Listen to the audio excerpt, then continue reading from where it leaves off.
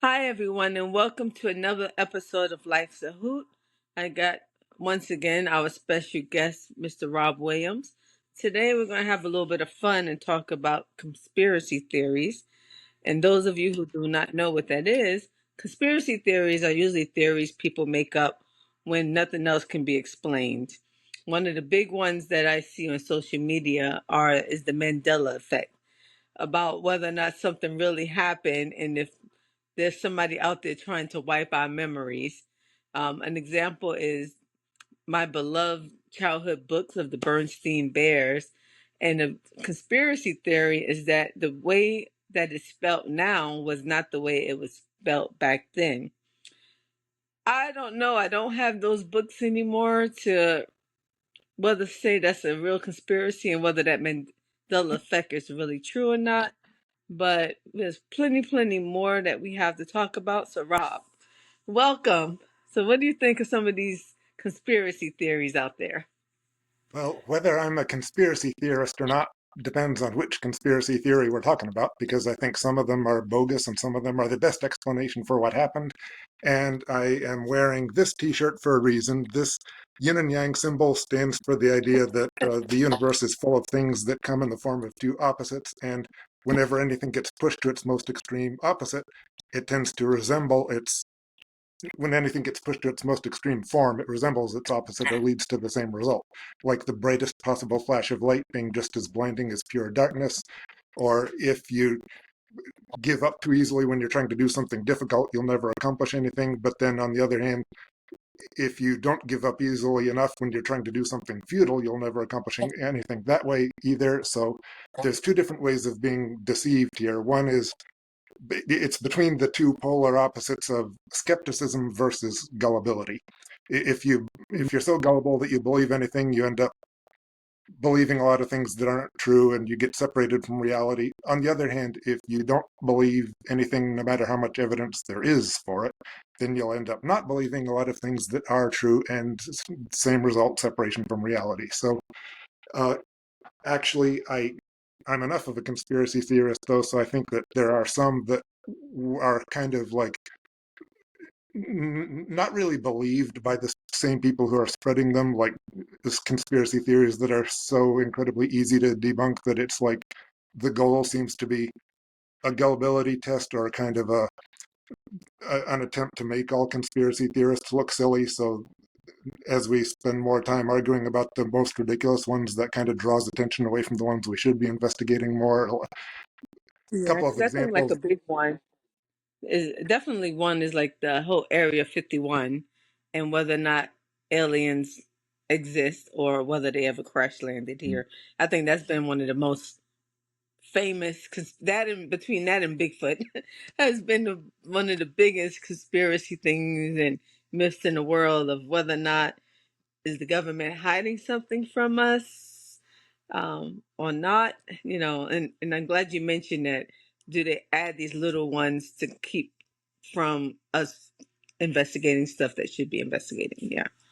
Like a couple of the most obviously bogus ones that I suspect may be created as a deliberate distraction is like the flat Earth stuff, for example, and also the allegation that the astronauts landing on the moon was a hoax that was filmed on a stage in Nevada. That one is I've looked into that, and the evidence being offered for that one is it just falls apart so easily on close inspection that I'm kind of inclined to believe that that is kind of not really believed by the same people who are spreading it. Like a couple of reasons why I say that about the moon landing hoax theory is like there's photographic evidence that conspiracy theorists point to, like photographs taken on the moon where there are no stars in the sky, and they say there should be stars in the sky if they were actually photos taken on the moon. What actually the cameras that were in use at that point in history were not digital cameras. They were using film, which meant they had a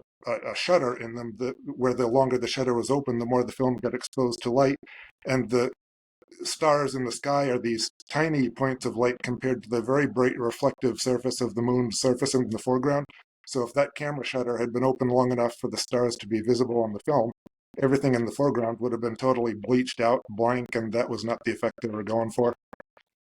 There's another famous photograph of an astronaut saluting the flag like this right after the flag is planted on the moon. And some of these conspiracy theorists point out that every object in the scene is casting a shadow except for the astronaut. He's not casting any shadow on the ground, so therefore he must have been added to the photo later. But actually, the moon's gravity is weaker than the Earth's gravity, which means if you jump off the surface of the moon, it takes longer to come back down to the ground than you would in Earth's gravity. So that's what the astronaut was doing. Right after the flag was planted, he jumped off the ground, saluted the flag like this before coming back down to the ground. And once you know that, you take another look at the photograph and you can see actually the astronaut is casting a shadow just like everything else, except that the astronaut's shadow is a few feet off to the side, not connected to his boots, because he wasn't actually standing on the ground at the time. So that's what I mean by incredibly easily debunked stuff. Well, just like they were saying, well, why is the flag up? And I'm like, well, like you said, the moon doesn't have gravity, so of course the flag itself isn't going to droop down because it didn't have gravity droop down. It is going to Yeah, be up. Yeah, that was kind of one of the things the I, conspiracy theorists were saying. yeah, I think the flag actually does have like a horizontal metal bar sticking out from the top of the flagpole that the flag is actually hanging from on the moon because they knew there would be no wind. So yeah,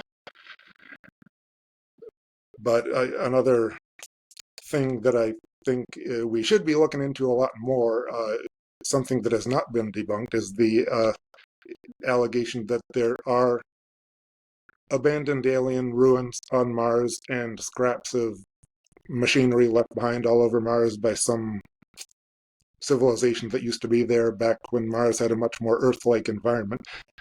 It did used to have a much more Earth-like environment with a warmer climate and denser atmosphere and rainfall and lakes and rivers and everything.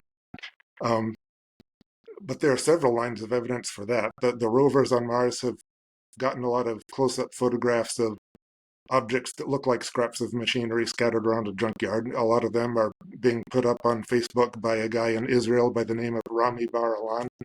And there are two authors, actually several authors, but a couple of the most well-known ones are Richard Hoagland and Mike Barra, who have published books about the things photographed from orbit that look like temples and like pyramids and mounds that are built in certain configurations that illustrate complex geometry.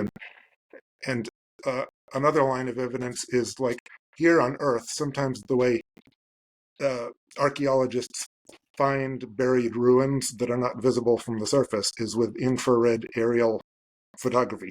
Uh, like when the sun sets at the end of the day, the surface of the land starts cooling down.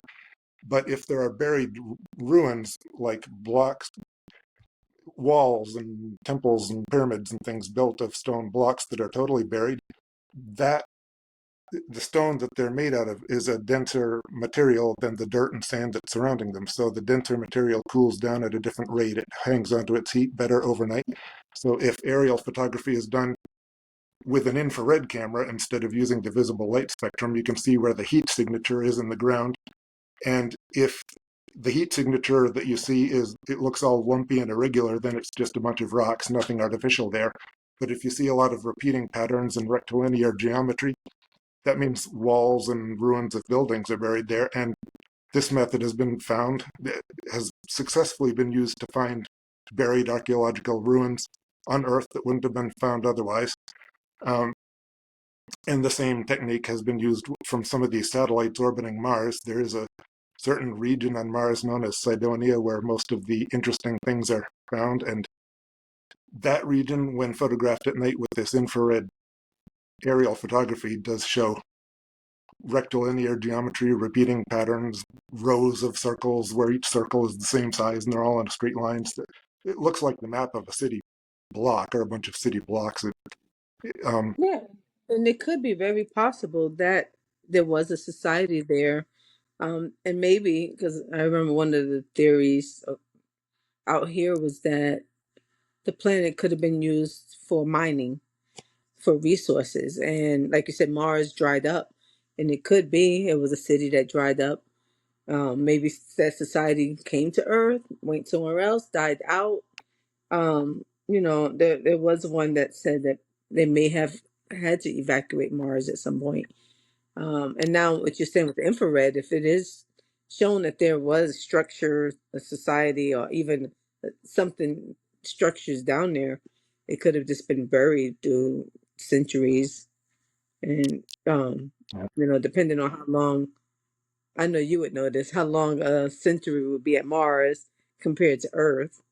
So it's very possible it just all got buried down.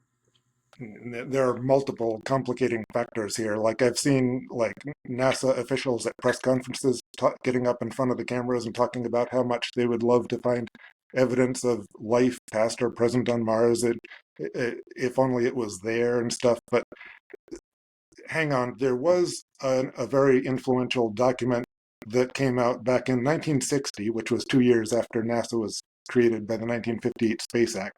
In 1960, at the very dawn of the space age, the Brookings Institution was commissioned to produce a document for NASA and for Congress, where a whole bunch of scientists got together on a commission, scientists representing a bunch of different fields, and they prepared this document uh, dealing with the likelihood that in the near future we would discover evidence of an alien civilization, either past or present, in our exploration of the rest of the solar system.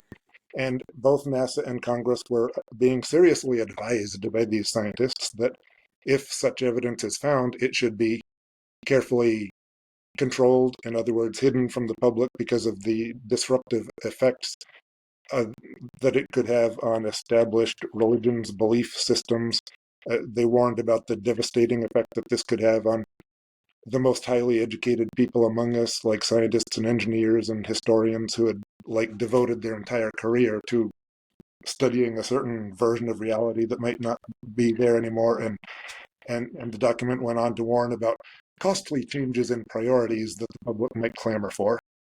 I, Now, I mean, if you want my opinion, I've been watching the news lately, and based on some of the behavior of the rest of the human species, it kind of seems to me like changes in priorities are like maybe not changing them might be the thing that's too costly. You know what I'm saying? Yeah. Like in When you look words, at the Bible and look at Elijah, who never died, but he was taken. And when you look at kind of taken by God, but when you read his descriptions, and you got to think on how they see things versus how we see things. His description is very alien like. So that's why I said I wonder it could have been a mining company, a mining civilization, or maybe they got all the resources from Mars, did the same thing to Earth, maybe left people behind, who knows. But it's just funny how all those years ago Elijah wrote some of the stuff that we're kind of seeing today, or at least the evidence of what could have been. That there's documentation that, hey, there might have been something there, but again, it's not stuff that's being broadcast out there. Unless you're an enthusiast and you're really reading things, you're never going to know that. So there's got to be a correlation between the two, between those biblical verses and what happened to Elijah and what had happened on Mars or here on Earth. yeah. In any case, I think that people often say that investment in the space program and exploring the solar system is just too expensive with all these other priorities we need to be spending money on the ground. But the amount that we're spending on space exploration really is a tiny, minuscule fraction of the federal budget, especially compared to the military and everything.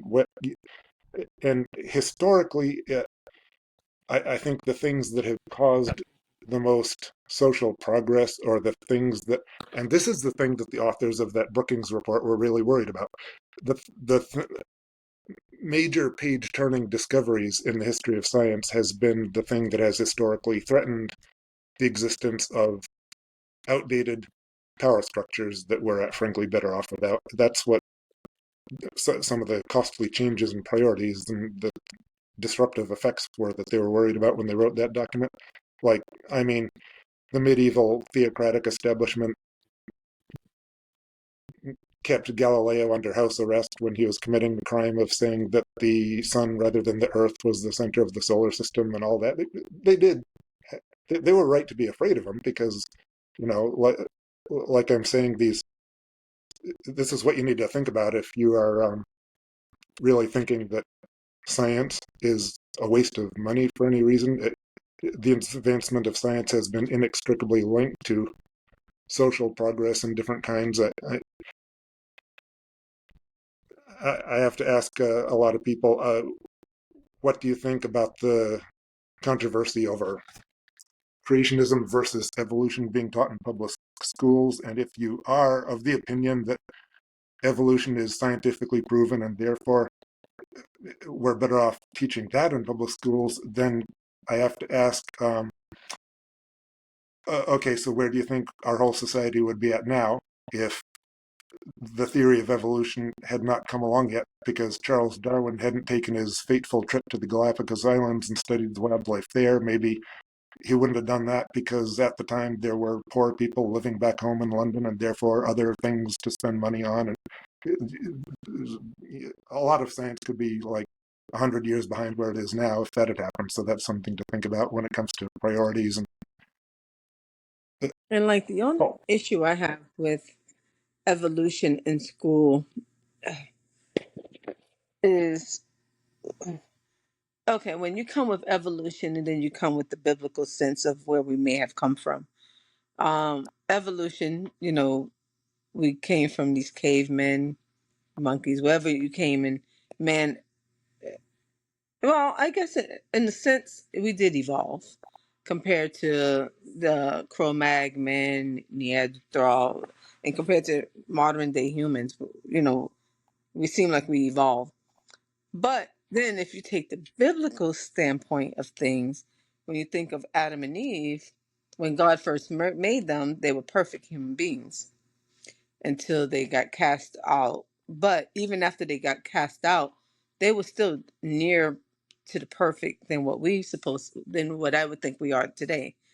Um, they got cast out, they started to die, but they lived, according to the Bible, people lived long lives up to like what, hundreds of years. Now we barely live to be 70, 80, 90 years old. So in the biblical standpoint, it almost seemed like we're de-evolving from where we came from when you think of Adam and Eve being these two perfect people that then got cast aside. Because even when they got cast out of the Garden of Eden, wouldn't they still be mostly near that perfect human being than what we are today, to that perfection? So it's like, are we evolving or did we de-evolve? And then when you look at structures that are still up to this day, the pyramids or some, hundreds of other structures intact, some of them are so intact, um, compared to us making buildings now that crumble, in the next couple of years if they don't uptake it. So it's kind of like, and they had little to work with what the technology we have, yet we don't make sustainable items as they made it back then. So then it's like, are we really smart and evolving? Or do we just think so because of our technologies as we think of advanced? yeah. Actually, this is just my way of looking at it. I think that evolution itself is actually the biggest piece of evidence in favor of some kind of intelligent design or divine influence because evolution is the opposite of entropy. Entropy is a gradual transition toward more simplicity and chaos and breakdown. Evolution is a transition toward more complexity and order. When so evolution is what happens whenever there is some intelligent input, uh, and entropy breakdown, increasing chaos is what happens when there isn't any intelligent input. Like, for example, if you have a car and you park it outside and leave it there and nobody touches it for 100 years, if you come back to that car 100 years, it's not going to be drivable anymore. It's going to be half rusted away to nothing, maybe a couple trees grown up through the middle of it. I've seen cars like that when they were abandoned in the woods. And so that's entropy. That's what happens when nobody's doing anything intentional. The thing that could not have happened without some I- effort on the part of some intelligent designer is the thing that would have required some intelligent designer is when a bunch of iron got dug out of the ground and transformed into a car. Because that's like, if you're digging into the ground and you find a complicated machine like that buried in the ground, no one in their right mind would think that it came about just because of all those iron atoms just falling into that configuration by accident. That, there's kind of a limit how much can happen without some kind of intelligence at work. And I also think that it, if you think that the Earth is the only planet in the solar system that has life on it, that is a scenario that would be compatible with atheism. But that this, if you believe that the Earth is only one of many planets with life, then that is, I think, more consistent with the theory that some kind of intelligent design exists. Because if you look at it from the point of view of atheism and you think that we are just here as a result of a bunch of accidental happy coincidences, molecules bumping into each other the right way, then there is there are so many things that had to fall into place just the right way for us to be here having this conversation. The distance that the Earth is from the sun, the rainfall, the kind of atmosphere we have, the moon that stabilizes the Earth's tilt axis, that the list of factors that had to happen just the right way for us to be here. If it all happened by accident, it would be so unlikely that it is reasonable to think that it could have only happened on one planet. But if you believe in Hmm. some kind of intelligent design, then the chances of us being here are like 100% because it's intentional, so therefore not unlikely at all, and therefore all bets are off as to how many planets out there could be inhabited, because why would any god or gods capable of this be content to stop with just one planet? So that's kind of why I don't understand debates where it's religious people saying this planet's the only one that's inhabited and Yeah, other, and it just doesn't, and it doesn't make sense. I mean, just like you said, if it was a happy coincidence, how could it be so coincidental that, like you said, everything lines up just right? We have the sun for heat, we have the moon, stabilization, we have people, we have animals, we have color. Like it wouldn't be that coincidental that it's Mhm. this, everything works this well. And I'm the same way. I'm like, if it's a designer, I don't see them like, oh, okay, I'm gonna just make life on that planet, and I got all this old big old canvas. I'm just not gonna do anything with it. Just it makes no sense. And then even just this galaxy alone, we're assuming that there's not life on the other planets. I mean, we assume that Jupiter has no life, Neptune. We think of life, and because we look at the atmosphere and we think of life as we're comparing it to us. We're comparing it to, we breathe oxygen. We're these humanoids, but we don't know what other life form there could be. For all we know, Neptune can have, I don't know, a different type of life form that breathes that air, looks different. So I always laugh when they're like, oh, nope, those other planets have no life. I'm like, yeah, but we haven't been to the surface. Mars is the only planet so far that we've had something on the surface, a rover on the surface of. We have not even touched the other planet, so we don't know. So we Mhm. cannot physically say that it couldn't sustain life. It couldn't sustain Earth life, but it doesn't mean that there's not Jupiter people on that planet, or people in Neptune. So I always laugh when I hear them. I'm like, there are probably people on that planet saying, "Oh, look at Earth. There's nobody on Earth." You know. There is an Uh, interesting connection between this kind of stuff and conspiracy theories that we started out talking about, because like whenever we're talking about things like war and assassination and terrorism and everything, there are a lot of situations in life where we really have basically two possible explanations. You can either be a conspiracy theorist or you can be what I call a coincidence theorist. Now, I haven't seen any statistics on this, but it would not surprise me if more religious people were more likely to be conspiracy theorists, because it's like uh, the difference between a conspiracy theorist and a coincidence theorist is a coincidence theorist is more inclined to say that things happen because, oh, well, stuff happens. What are you going to do about it? A conspiracy theorist is more inclined to say, certain things happened because somebody wanted them to happen and somebody planned it that Hmm. way. So you can see which way of thinking is more akin to a religious explanation and which one's more akin to an accidental materialist explanation of things. You know, and the funny thing is especially during the time of when we're into the political season and election year, and there's always something big happens during that time frame. Like right now, I think one of the conspiracies going on is recently we had a lot of plane crashes, or planes going down. So you got those people out there saying what's going on in the world, that all of a sudden these planes are going down. What are we being distracted from? And it is coincidence that all of a sudden this year we had so many plane issues that we haven't had in a while. So it's like, is it a conspiracy or is it just a coincidence that hey, our planes things are malfunctioning right now and planes are going down?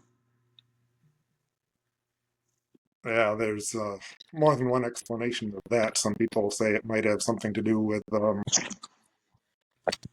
FAA workers getting laid off and because of current political changes, or a lot of them just choosing to leave their jobs for other reasons. There may be the flight control systems may be understaffed, but but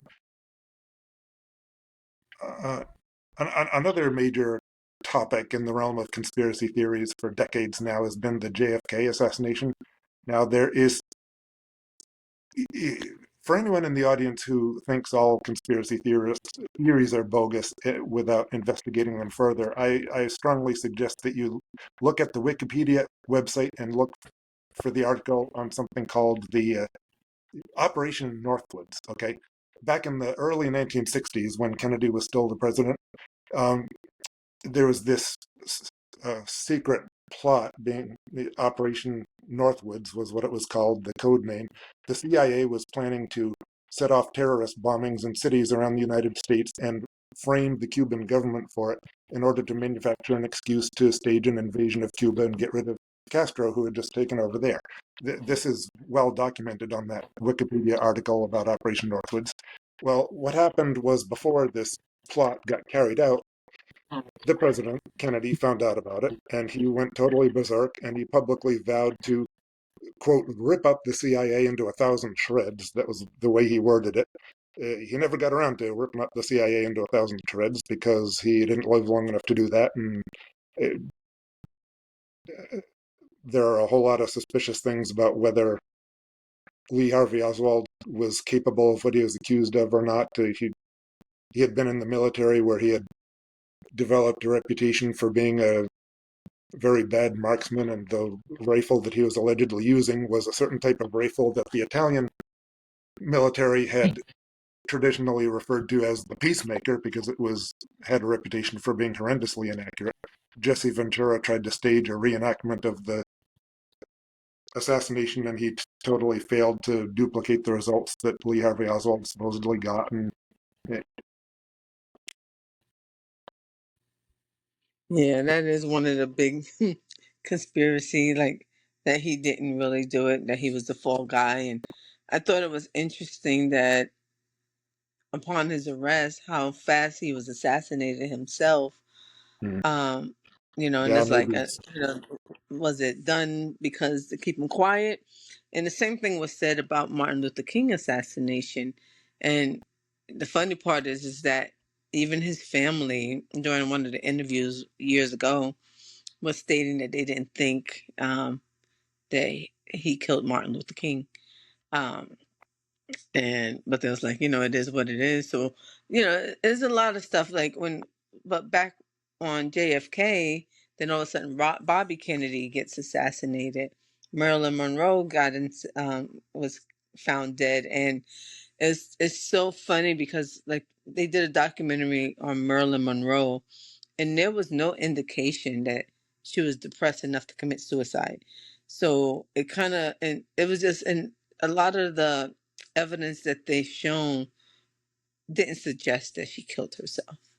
It suggested that it could have been foul play.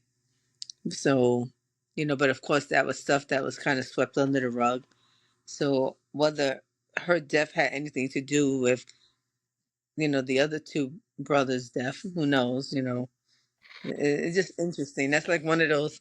That's one of the conspiracy theories I would love to know what really happened. Yeah. So, like I started out by saying, there are some I think are bogus, and some that I think are the best explanation for what happened, and then there are some that I just don't know one way or the other because I'm just open-minded and haven't gotten around to learning about enough of them yet. Yeah, There's one one of my really favorite ones. Oh, go ahead. well, there's one like really convoluted conspiracy theory that hasn't. I don't think it ever really got much attention here in this country, but it it really did over in the UK, about the death of Princess Diana. Um, the, there are all kinds of aspects of this. Like I said, it's a really convoluted conspiracy theory, but Diana had this big project she was working on where she was trying to raise awareness of the problem caused by landmines around the world when landmines were left behind by various wars. And she was visiting people in southern Africa who had lost arms and legs to landmines that were left behind by old wars there. And she was trying to raise awareness, and she was campaigning for a global, worldwide ban on these things. And at the time, Bill Clinton was the president, and he was kind of getting on board with, like I said, I don't know about all this. This is all according to the conspiracy theory that some people have suggested. Bill Clinton was showing a lot of interest in supporting her effort, but there were some people in the American military industrial complex who did not want a total ban on landmines because there are certain places they wanted to continue using them. One of those places was the border between North and South Korea. Another one was the border between Guantanamo and the rest of Cuba and stuff like this.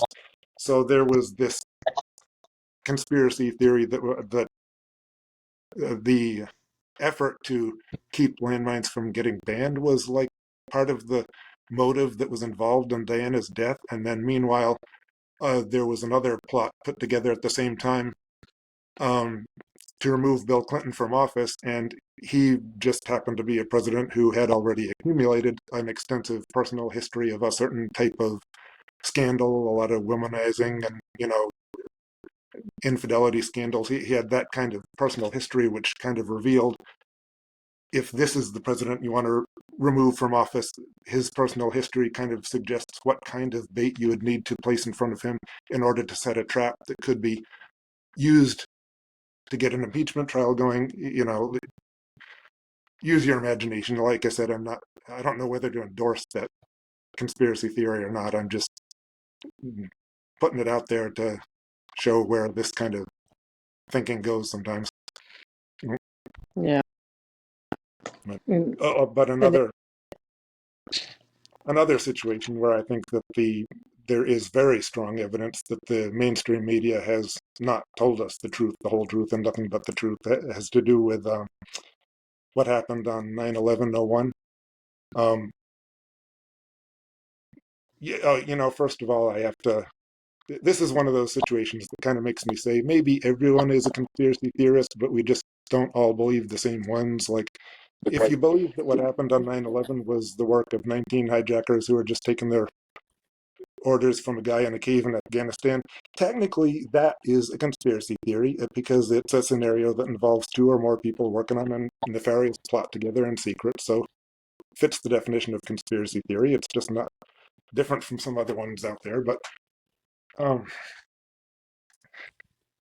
here I just wrote down a list of things off the top of my head that kind of seem to indicate that we have not been told the whole story by the mainstream media. First of all, we had a bunch of incompetent flight school dropouts. These guys had been basically kicked out of flight school because they were so incompetent. The instructors were worried about them not being able to fly a plane uh, competently, and then they went off and got into the cockpit of a completely different kind of plane from the one they had trained on, and they pulled off these maneuvers that hundreds of professional pilots say they wouldn't have had the expertise to do if they tried. A few months before this event happened, there was a Boeing airliner that was flown from New York to Australia and back again with no one on board as a test of remote control technology. There was this remote control system called Global Hawk, which was developed for a good reason. It was developed for the purpose of allowing air traffic controllers on the ground to seize control of a plane that had been hijacked so they could land it safely regardless of what happened in the cockpit. And so, use your imagination. If that kind of technology fell into the wrong hands, what I'm suggesting here is that perhaps the real hijackers were not on board, and that might explain some of the weird behavior of these hijackers um, during the last few weeks of their lives. They were behaving in ways that you would not expect from fundamentalist Islamic fanatics, but consuming pork and alcohol and cocaine and hanging out in strip joints with hookers and, like every box checked on the behaviors that you would not expect from the kind of people they were allegedly supposed to be. And there were comments from some of the neocons during the last few months before this happened, where they were certain politicians and bureaucrats were openly suggesting that a new Pearl Harbor of some kind, an event resembling Pearl Harbor, might be necessary in order to get the public on board with what they thought needed to be done in foreign policy with the overthrow of several Arab governments. And um, one of the buildings that collapsed without being the building that collapsed without being hit by a plane that day was called Building 7, the third tower at the World Trade Center that collapsed. That happened several hours after the first two towers collapsed, about 5 o'clock in the afternoon or something. And that building just suddenly went down at free fall speed into its own footprint, the same way it would have if there had been a controlled demolition. And there's a reporter from the BBC that made a mistake and accidentally announced the collapse of that building about 20 minutes before it did collapse. At the time that announcement was broadcast on TV, the building 7 was visible in the background over the shoulder of the reporter who was in front of the camera. Oops.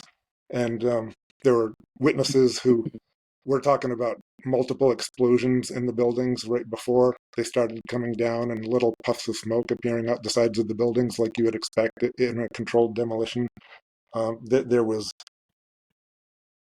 earthquake monitoring equipment at some scientific research stations where they monitor tremors in the ground to predict earthquakes, and some of this equipment picked up tremors in the ground like during the last few seconds before the planes hit the buildings, as if they were like, indication of some explosions already going off seconds before they fell. There was like a passport owned by one of the hijackers that was found in pristine condition on the rooftop of another building in New York City mm, after an event where the things like the engines of the planes got totally vaporized, and here we have a passport surviving without a scratch being found on a building nearby on the rooftop. Mm. So I have to ask, at one point, does this kind of push the notion of coincidence past the breaking point?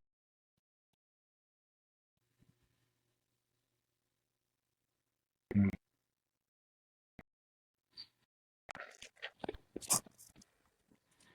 Definitely.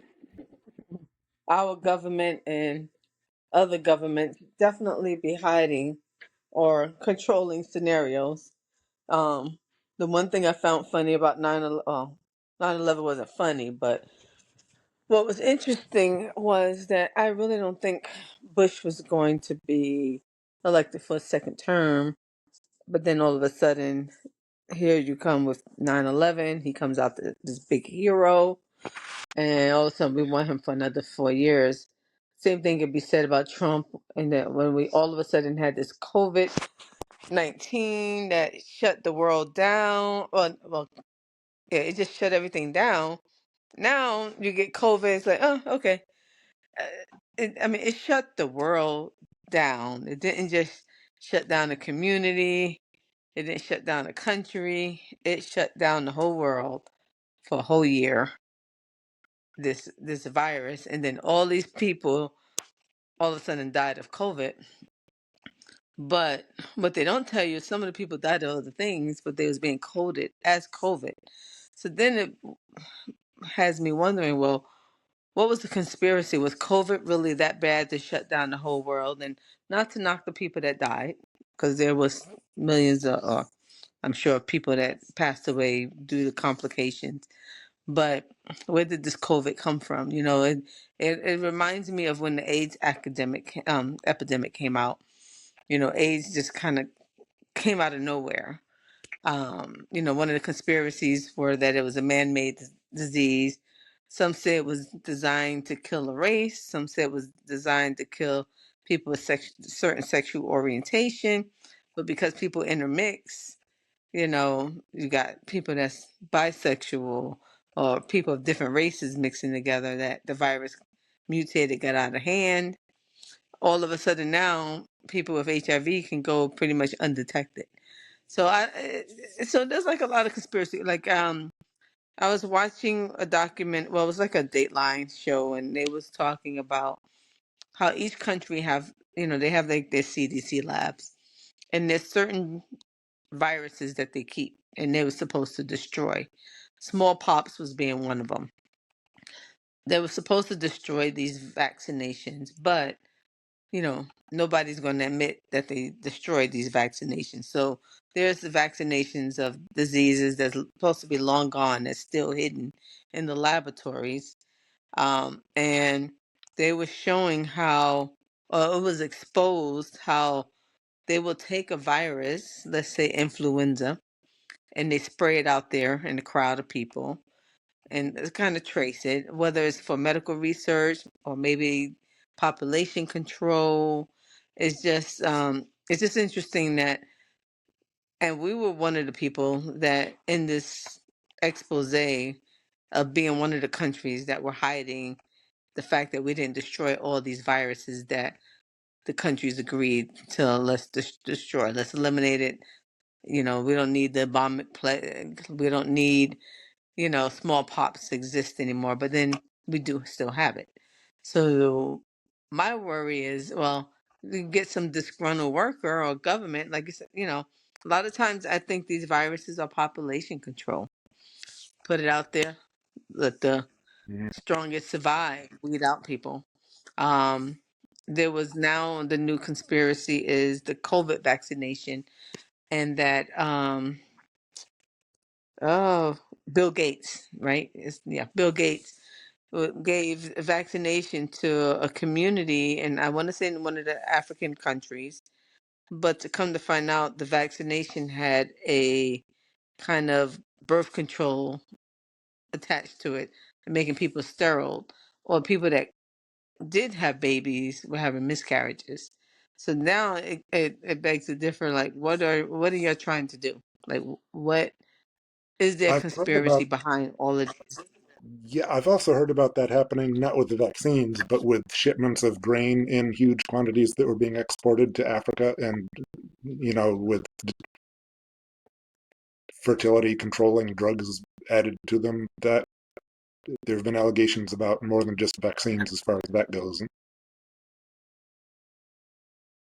But there are also a big possibility of some outbreaks of some diseases happening because of stupid human behavior, but not because of conspiratorial plotting. Like, for example, back in medieval Europe, there was a situation where the hysteria over witchcraft was out of control to the point that there were villages all over France and Germany where the adult female population was almost entirely wiped out by the witch trials. And during the time when that hysteria was at its worst, cats became associated with witchcraft because cats were one animal species that people noticed that they looked like their eyes were glowing. People didn't realize the eyes were just being reflective, not actually glowing, but that was enough to convince some people that they were demonically possessed.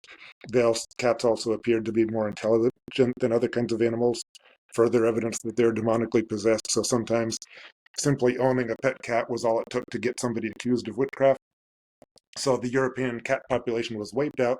Cats were being killed in large numbers by being thrown out of windows and castle towers several stories up. And so after the entire continent lost most of their cat population, for that reason, next item on the agenda was you got about 25 million humans being killed by the bubonic plague over the course of about 7 years, starting in the 1340s. And now we know that the bubonic plague was a disease that was spread primarily by rats. The problem was that the continent lost its natural means of controlling the rat population, and there were consequences to follow soon after. So, so Hmm. sometimes, yeah, there is such a thing as a nefarious conspiracy theory, but then there's also such thing as like stuff happening as a result of stupidity and ignorance, and so it's kind of sometimes we have both things going on at the same time. And actually, I wonder. I never heard any explanation of that symbol of medicine. You know how there's a famous symbol of medicine that shows two snakes winding around each other up a pole, so they look like a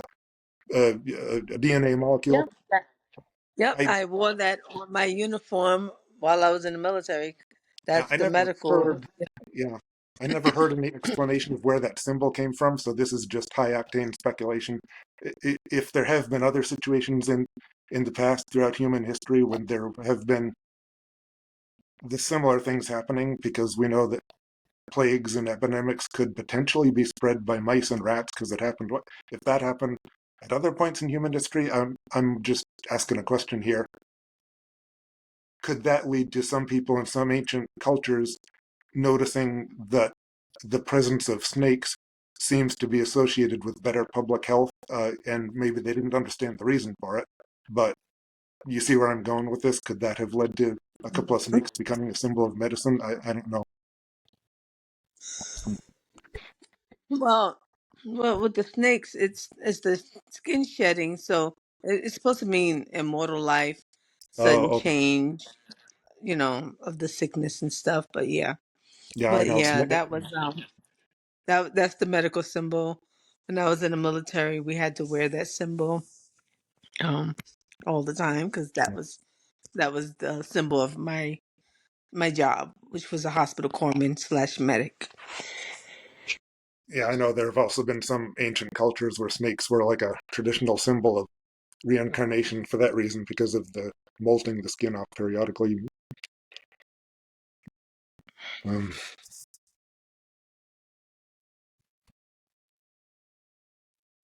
But and then when you think about it, snakes venom and all of that was that was some of the stuff that was used back in the day for medication and um along with the different herbs and stuff. oh, okay. But yeah, but that definitely the conspiracies are out there.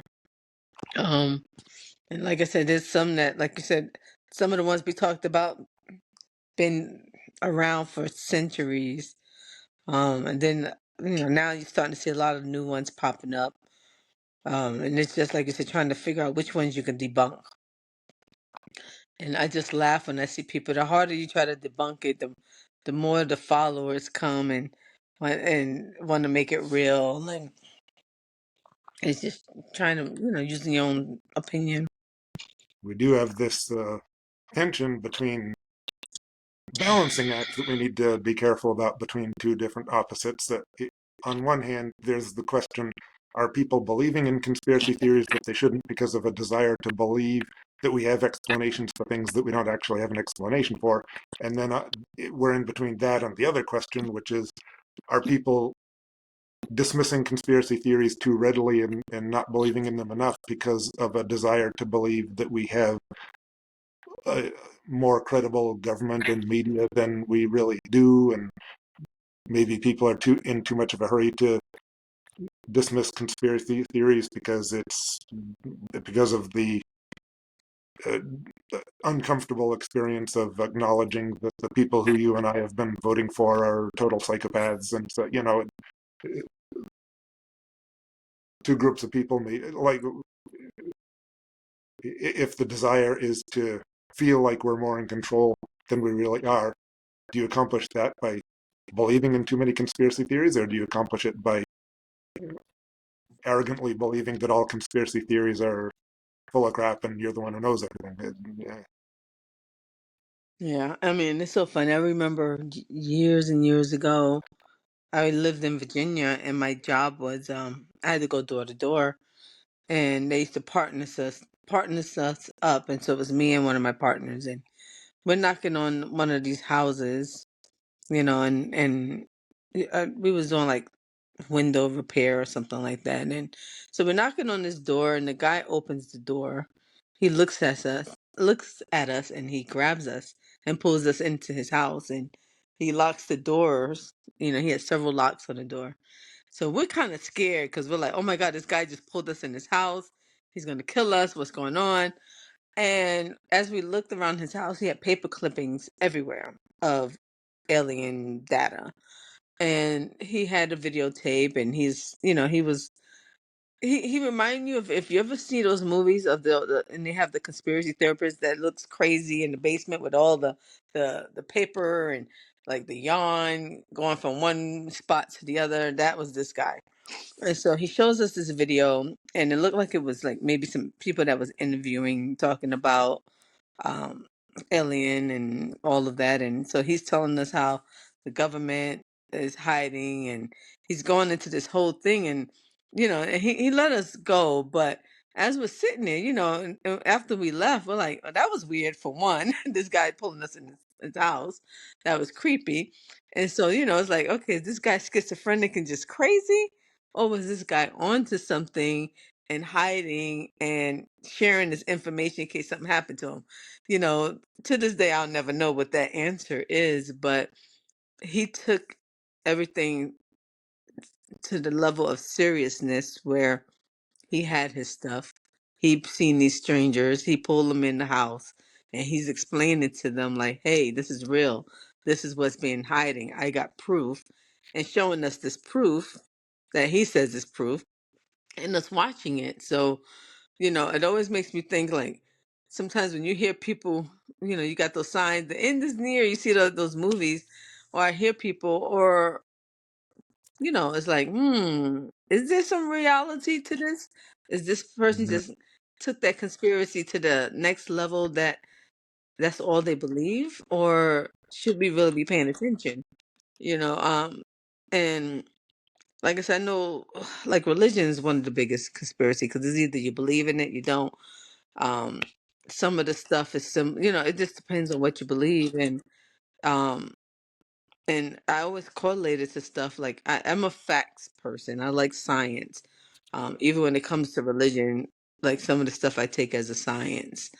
And when I hear a lot of the theories out there, and one of the big ones is that maybe we were brought here. When we look at the pyramids, now it's evidence coming every day that there's more to these pyramids than just some pretty little place that you put your dead pharaoh. They are now finding secret compartments and areas where the moon and everything aligns up. And it's like, when you think of the standpoint of back then, who designed something that it lines up the way they do?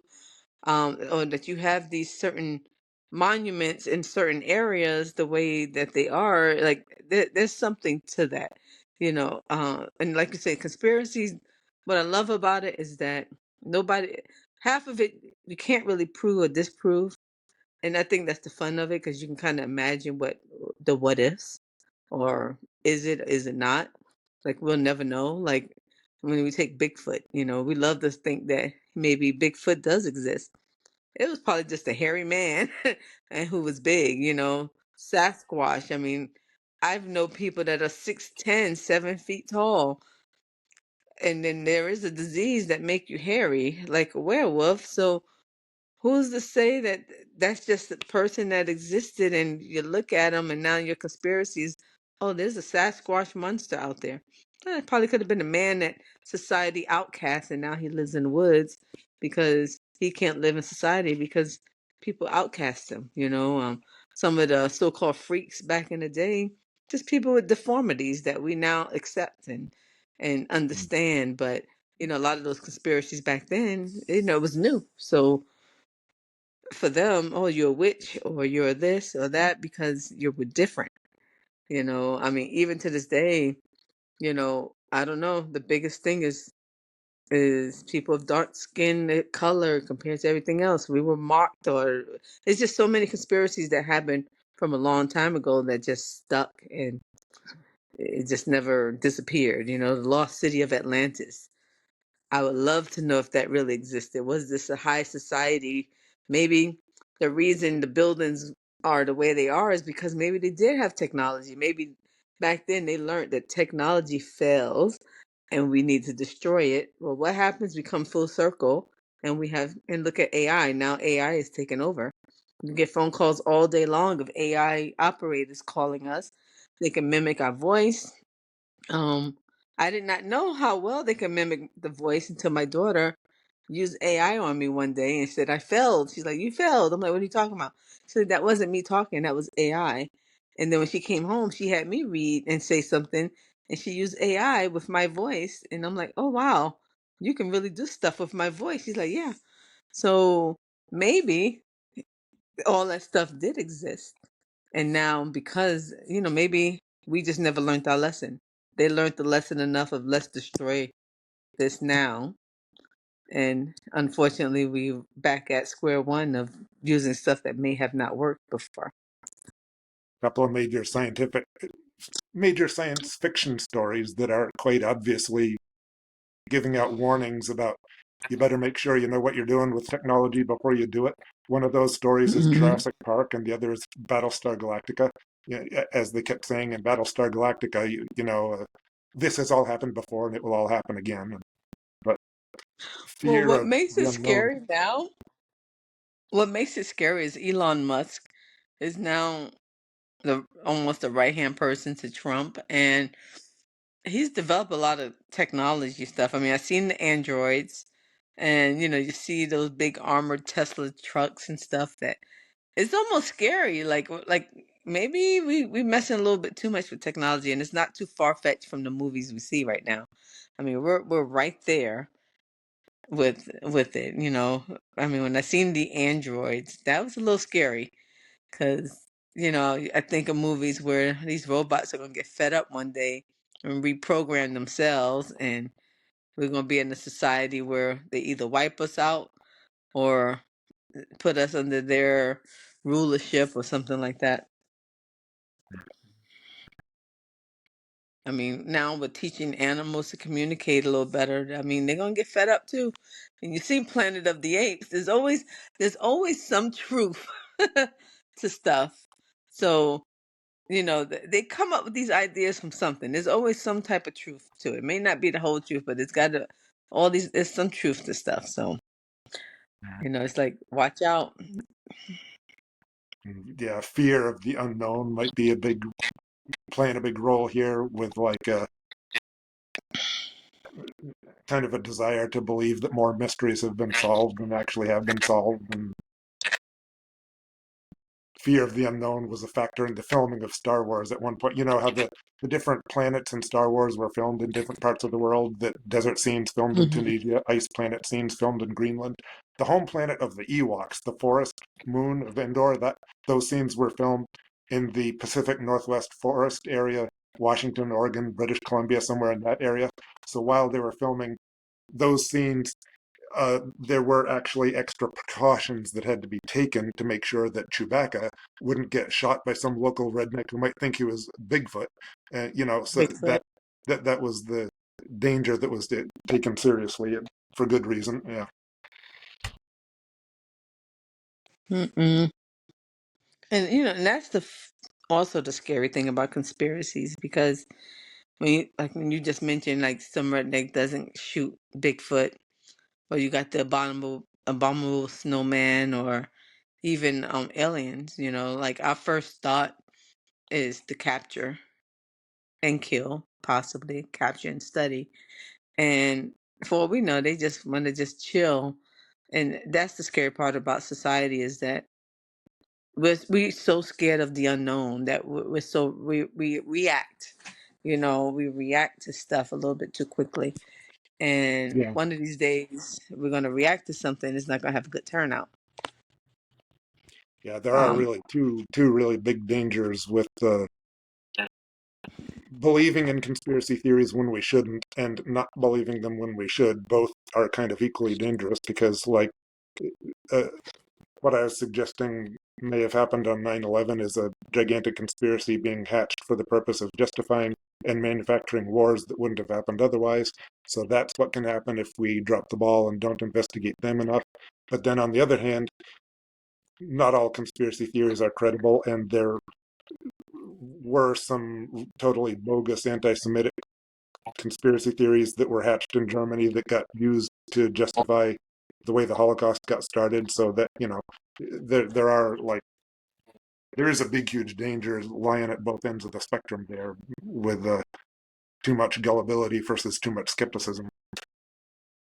Yeah, like I worked with this lady, like I want to say it was sometime last year. She's from Russia, and we was just working together. And we just got to talking, and so I was asking her thoughts on the war with Ukraine, and it was interesting to get the take of a Russian and what they thought. And believe it or not, like she was very big supporter of Trump.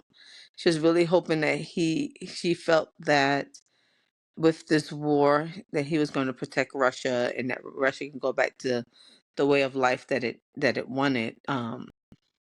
And the way she was describing stuff was so different than what I would hear in the media. It's like she had a very different perspective. So it really made me think like what's really going on in that war? Why did they really it was what is really being told. And like I said, her take on stuff was so different. Um so then it kind of feared when this election for us came in of, well, what did we get, and what are we getting caught in the middle of? What's going to happen to us being involved? What is our ties to Russia really?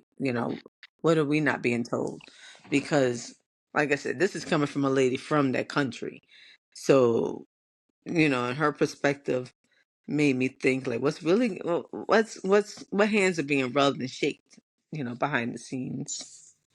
I would love to have a discussion with her about all that because I do think that the causes of this war are numerous and complicated, and part of the reason the war has happened is because of deliberate manipulation, conspiratorial stuff. Part of it is because of stupidity and incompetence, and like there are a whole lot of factors involved here that are just being overlooked or ignored. One of them is the fact that Russia just happens to be a country that has been under attack by the West for 2 centuries. I'm talking about the 2 centuries that start with Napoleon's invasion of Russia, a couple of world wars, both of which much more costly to Russia than to any other country, the Crimean War, numerous other interventions in manipulation of Russia's economy, and the Western world just hasn't left them alone for a couple of centuries. And meanwhile, we have this alliance called NATO, which now includes more than 30 countries. And as everyone knows, NATO is an alliance that exists for only one purpose, and that is for the sake of fighting against you know who more effectively. There were treaty guarantees promises made to Russia that NATO would not be expanded, and then those treaties were broken, and another 14 countries got added to this alliance. Uh, that's a lot of what the war in Ukraine is about. Russia attempting to keep NATO farther from their borders because they frankly do have a lot of reason to be paranoid about NATO. And like less than a year ago, the former representative of the United States at the UN from the Bush administration, a guy by the name of John Bolton, less than a year ago, he was coming out and voicing the opinion that he thought that it would be justified for the United States to stage an invasion of Cuba in the event that a military alliance that the United States deemed hostile was starting to develop between Cuba and China. And so, okay, if that's the way American diplomats think about that issue, that is just put the shoe on the other foot here. That's what's going on with Russia and NATO and Ukraine. It should not have surprised anyone, and probably didn't surprise anyone who. A lot of these politicians are, in my opinion, a lot of them are probably knowingly working for the defense contractors anyway. This war could have been so easily avoided if certain things had been done differently. Yeah, because one of the things, like I said, that she was mentioning was their economy, and that the economy was horrible, and she was hoping that it get fixed. So that was like one of her main things was that she talked about was the economy. So it was just like I said, it was interesting to get a different take, like hearing the other side and what they were going through and what what she's seen as war meant type of mentality. So it was interesting. Like she was a really nice lady, and she lived here. You know, she had just came from Russia, and and one of the main things was she worried about her economy and them losing so much, and hoping that they gain it back.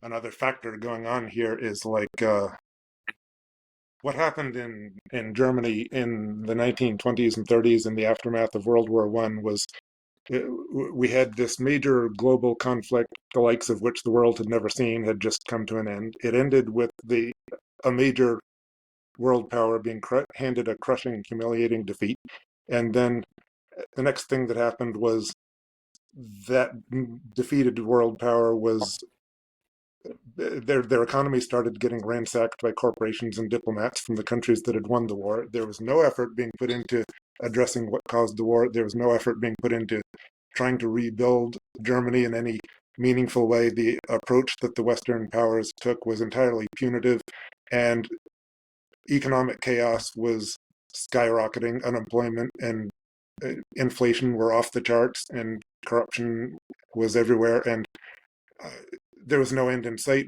People in Germany could see how they were being taken advantage of and ransacked by the countries that had just defeated them in that previous war. Well, And so they, and that was Hitler's motivation to do everything he did, because he was trying to get back whatever everything that Germany lost the during that motivation, yeah, time that frame. was the motivation of German Yeah. voters was they were understandably enough, they were deciding that they had had enough and it was time to line up obediently behind a super patriotic strongman who they thought would restore some sense of order and stability and national pride again.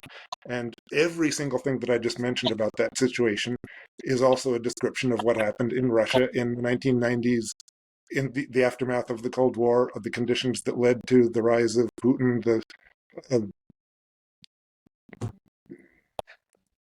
the the leader who the people decided to line up against was this what you might call a very dedicated veteran of the previous war, and he went on to talk about what a huge disaster it was when his country got defeated. I'm talking about both World War One and the Cold War, Germany and Russia here. That leader went on to say to feel like his main mission was to restore his country to its rightful place in the world again, and um, that's why Putin specifically came out and said that in his opinion the collapse of the Soviet Union was the biggest geopolitical disaster of the 20th century. And I thought, yeah, I know how costly World War II was from Russia's point of view. To have somebody from Russia saying that something else besides World War II was the biggest geopolitical disaster, wow, that, what does that say? If we, I mean, can you imagine a war where the United States gets invaded without provocation? So the United States gets involved in a war where we did not choose to get involved in. The result of that war is every city and every town from the East Coast to the Mississippi is entirely devastated. This war kills 1 out of every 7 inhabitants of this country. That's what World War II looked like from Russia's point of view.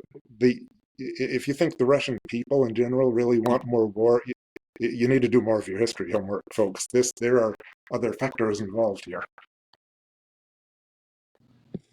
Yeah, like I always I always think of North Korea when I think of all this stuff, because that's like one of the only countries that basically isolate themselves from the rest of the world. Not that I agree with the type of rulership that they have, but I also have to say that they keep things in control. I mean, the ruler I think is a little nuts, but um, and the sad part is, like, I mean, you can't go in. He's not letting you in. I mean, a few people can probably go in, and sad part is you can't leave. And but when I think of how many years North Korea has been allowed to rule in their dictatorship, um, leadership, and the human rights that, at least the human rights that we're being told that's being violated. Again, can we really verify everything that goes on there? But when I think about that country compared to, all the rest of the countries, nobody messes with North Korea. Hmm. I mean, he is, yeah, it's scary. I mean, to live in a country where you can only get certain haircuts, you can only dress a certain way, you can only do certain things. It's like, does that work? Does that not work? In the sense, I'm like, is it that scary? When I think of a country like that, because what brings that up to me is that I remember Trump wanting to try to amend how long a president can be in office. We stopped that as after Roosevelt had 4 terms. Um, is that, well, if we allow one ruler to continue, which I still don't agree with having political parties as a president. I think a president needs to be neutral to be able to represent the whole country, because I like to I consider myself almost an independent, because there's some stuff Republican I can agree with. There's some stuff Democratic. There's stuff independent. It depends on what that issue is and how I think it would apply for me and people around me. So I don't, and I always feel when we have a president that's either Republican or Democrat, they always just side with that party. So if you side with that party, you only represent that part of the country. And then that's when you start seeing these conspiracies. Like right now, with Trump being elected, a lot of the conspiracy is like he did away with DEI programs, and then these plane crashes. One of the things was that's because he fired everybody, and he has now people that he wants. It's just so many conspiracy. And the new one is that he's trying to be the next, basically making this country like North Korea. And I mean, I hope not. It always reminds me of The Handmaid's Tale. If you haven't watched it, watch it. Really good show. Hmm. It kind of shows what I feel our society might be in a couple of years. The way it's going, I can totally see us going into that world of total terrorism, and everybody being assigned a job and a task. And um I don't think things are that far fetched from it. And if that doesn't happen, it's going to be some big change, because we have so many technology and robots now. We self check out at grocery stores. You know, now you can use your button to buy a car. I mean, like you can do self driving cars.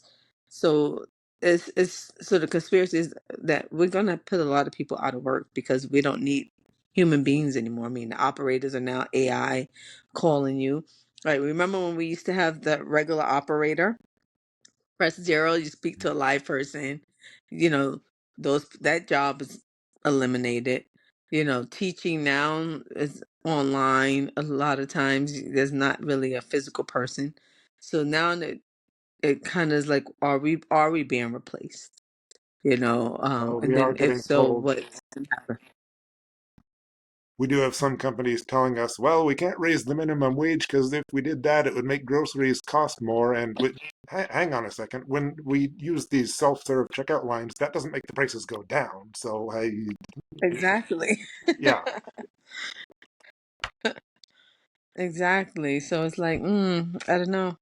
I mean, the other day in Phoenix, like, there was a little robot, and so I don't know. I think it was delivering groceries, because it had the like bags on it, and it was on the crosswalk, at the light, and I'm like, you kidding me? Is that a robot? I thought that was the coolest thing, but I'm like, but at the same time, I'm like, wow, we're really there. Um, at one point, and I don't know if it didn't work out. I didn't hear anything else about it, but San Francisco had the robot cops. And one of the questions was, well, how, well, are you going to arm these robot cops? So what they were saying is that you have to be at a certain level to activate the the robots to use the weapons and stuff. But when I went to San Francisco, I didn't see any, and I asked some of the people from there. So I don't know if they kind of canned it, or maybe something happened and they decided not to go forward with it completely. I just thought it was interesting. 'Cause I'm like, oh, now we got RoboCops. I'm like, um, what can go wrong? I'm like, we already got human cops that's doing things that they shouldn't be doing. All you need is a robot with a glitch one day and have to reboot and does something terrible to somebody. I don't know. Mhm. You got machinery that can do operations. So it's interesting. Like I was watching and like I said, let's go back to conspiracy. And it was a Outer Limits episode where they put chips in your brain, and so maybe my chip says I'm a doctor or a lawyer. So, your chip is whatever you do. And there was just one kid in the society where the chip didn't work. So he had to learn things the way we learn it. He had to learn how to read a book and things like that. So he was considered slow, mentally challenged because the chip didn't work in his head. So then there was a malfunction in the chips and it was killing people. So they had to break down the computer. So at the end, everybody that had the chip didn't work anymore because they had to kill the computer. So now all these people had to learn how to do things. And so he became the smart person because he had to teach everybody how to read, how to do things the regular way because they didn't know how to do it because the chip did everything for them.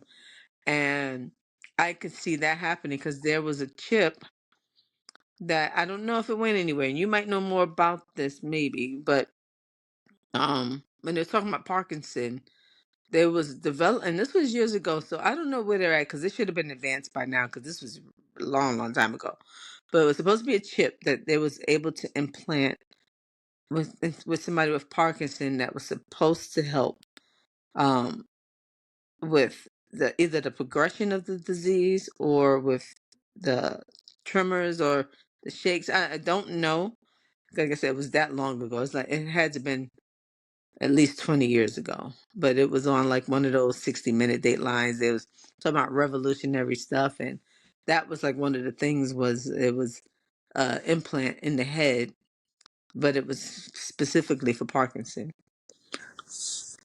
Yeah, there are things like that. I have Parkinson's, but I'm not a candidate for that kind of thing because I have a relatively mild case of it. It's my symptoms aren't extreme enough to justify that kind of approach yet because I'm managing it with diet and exercise and lifestyle, trying to do everything right to keep the symptoms under control. So that kind of, uh, I'm not really a candidate for anything really radical yet, but I am paying attention to all the research and stuff like that. But back to the concept of two opposites leading to the same result or appearing identical. It's like I do think that organized religion is blatantly guilty of every atrocity that anyone has ever accused it of. But however, you really don't need to have organized religion in order to have the problems associated with it. Sometimes, I mean, for example, Joseph Stalin and Pol Pot, for example, you know what I mean? That like you, you end up with the same level of atrocities under people like that as you do under the Taliban in Afghanistan, etc. Yeah, but it doesn't help when you do have the conspiracies. But like you said, sometimes things will still happen regardless of the conspiracy theories. And like you said, some of them we make ourselves and we make it worse because of, again, it's our fear of not knowing. And so if you don't know, you make up. And when you make up, all you need is just one person to believe you for it to spread. But then the fear factor is if you get to the point of people being paranoid. And that can lead to dangerous situations. Enough people believe in conspiracy theories, they get paranoid.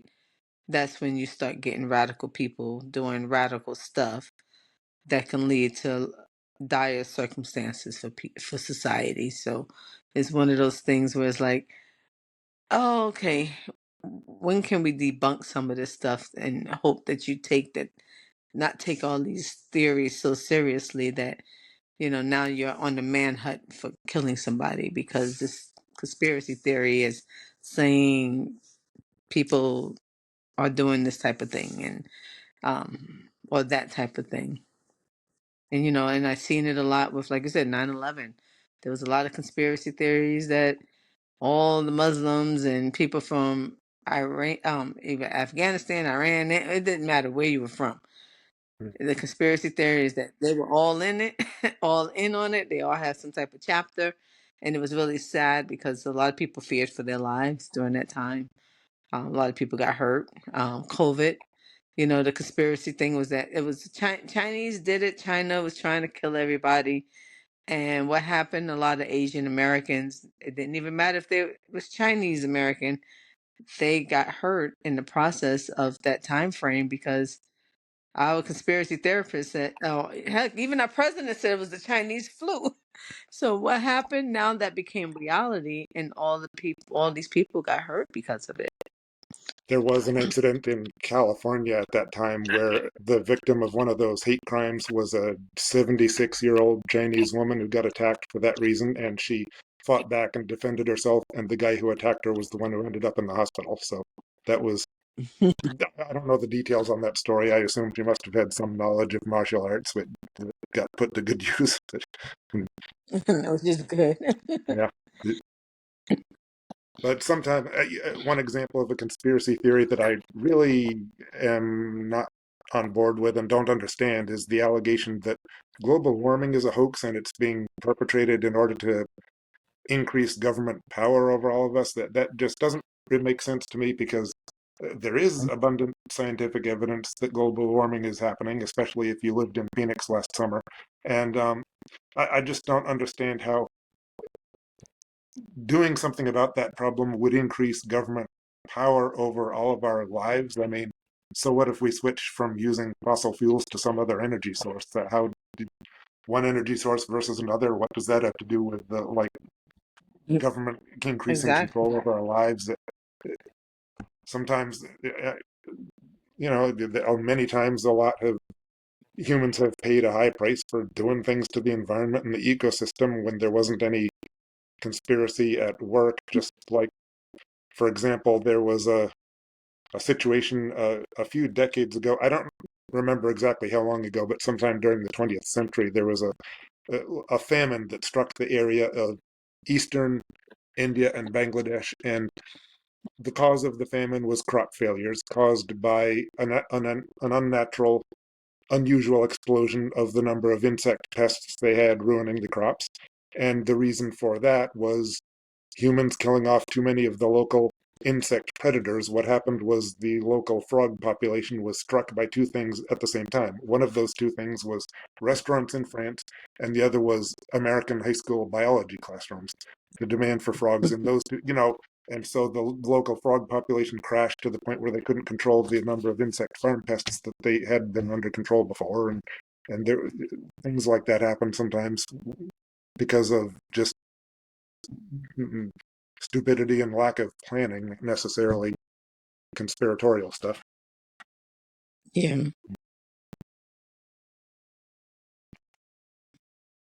Yeah, I seen that with the bees. Mm-hmm. Then I'm realizing that we needed the bees. So yeah, which again goes back to the conspiracy of evolution or not. Is this things exist for a reason. When you mention the cats and when they eliminated a lot of the cats, what happened? The rats came out. So we didn't have anything to control the rats. So it's funny when people say we're here by coincidence. It's like, so it's just a coincidence that we have certain animals that we have the bees for the pollen and um or even reproduction. It's like, how can that all be random?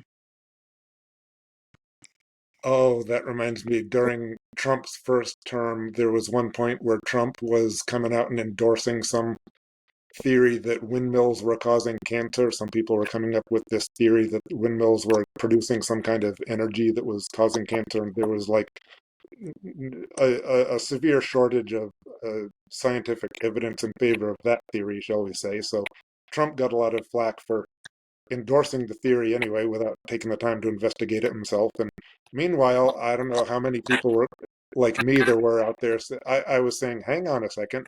There may not be anything to that allegation. However, I can think of another way in which windmills could be causing cancer, even though it's kind of indirect and kind of different from the theory that Trump was endorsing. What I was thinking was the rapidly growing number of wind turbines we have are killing large numbers of endangered bats, and they are a major predator of the same insects that are generally considered farm pests. We kill off too many of them with our growing number of windmills.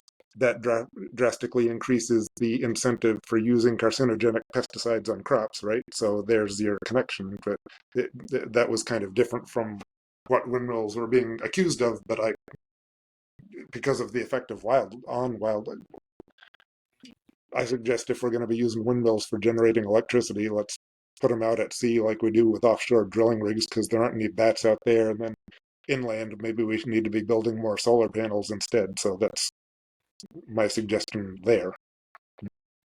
Some experiments are going on with devices that are supposed to produce sound frequencies that are annoying to bats to kind of repel them away from wind turbines. There are different ideas like that people are investigating, but we do need to be more careful with what we come up with as alternative energy sources.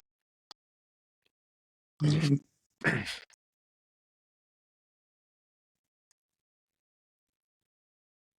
Well, I think that, this has been a good segment on conspiracy theories. I hope that everybody kind of enjoyed tonight's episode. And, I think that we'll probably have a part two to this, as there's so much stuff to talk about. Um, and of course, as always, we always enjoy Rob on the show. Very insightful stuff, Rob. Very intelligent person. I do enjoy having you on the show. So again, thank you for joining us tonight. Thank you for having me.